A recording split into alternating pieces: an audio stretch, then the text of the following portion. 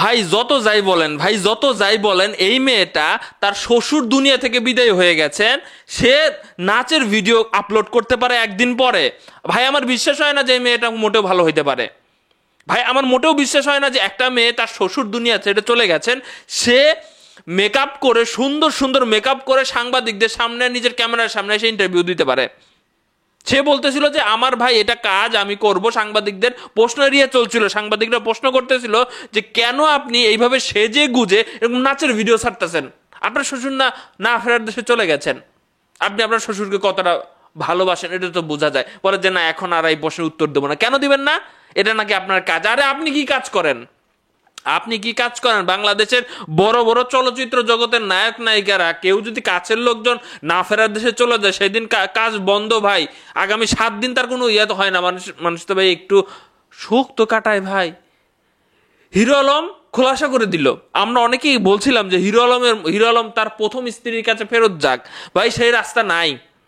Hero Alam তার প্রথম স্ত্রীর কাছে ফেরত যেতে পারবে না। কেন জানেন? হিরো আলম তার প্রথম স্ত্রী হিরো আলমের বিরুদ্ধে একটা মামলা করেছিল, শুনেছিলেন না?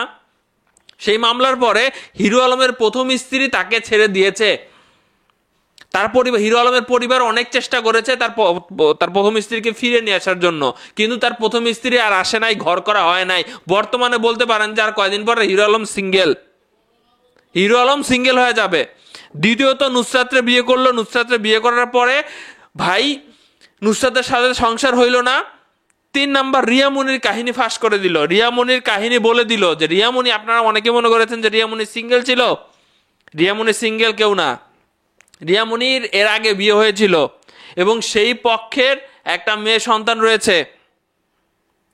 এই অবস্থাতে থেকে রিয়ামনির সাথে তার পরিচয় হয়। পরিচয়ের পরিপ্রেক্ষিতে তারা বিয়ে করে। 3 বছর তাদের সংসার। 3 বছর সংসার। হিরো আলমের প্রচুর পরিমাণে আক্ষেপ যে ভাই আমার বাবা এতটা অসুস্থ, 30-35 দিন হাসপাতালে, আমার বউ আমার বাবার সেবাবাদ, বাবার কাছে না আশাবাদ দিয়ে আমার অনুমতি ব্যতীত রিয়ামনি যায় অন্য ছেলের সাথে মিউজিক ভিডিও করে, নাচ গান ছাড়া ভিডিও ছাড়ে। মনে হচ্ছে যে হিরো আলমের বাবা এখন না ফেরা দেশে চলে গেছেন, এখন আরো নাচ গানের ভিডিও বেশি ছাড়তেছে। ভাই কয়েকদিন একটু স্টপ থাকা গেল না? মানুষের মানবতা চলে গেছে ভাই।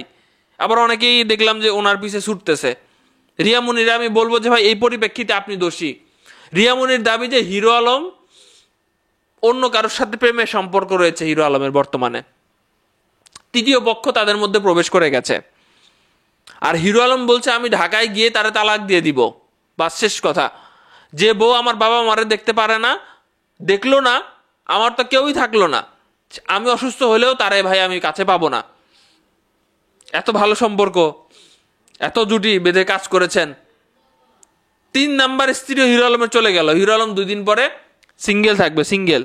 তৃতীয় পক্ষ নাকি আরেকজন চলে এসেছে, রিয়ামনির দাবি।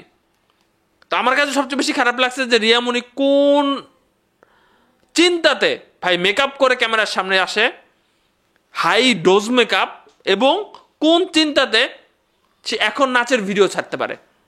কোনো সুস্থ মস্তিষ্কের মানুষ পারে না। আসলে রিয়ামনিরা নাকি বিভিন্ন জায়গায় বারে নাচতো, তো সেখান থেকে নাকি রিয়ামনিরে ভালো করার জন্য হিরো আলম বিয়ে করেছিল। কি বলবেন আপনারা? কমেন্ট বক্সে লিখেন। ভাই হিরো আলমরে যে আমি সাপোর্ট করতেছি এমনটাও না। হিরো আলমের ব্যক্তিগত অনেক কর্মকাণ্ড আমার পছন্দ নয়, হিরো আলম ভাই নিজেও জানে।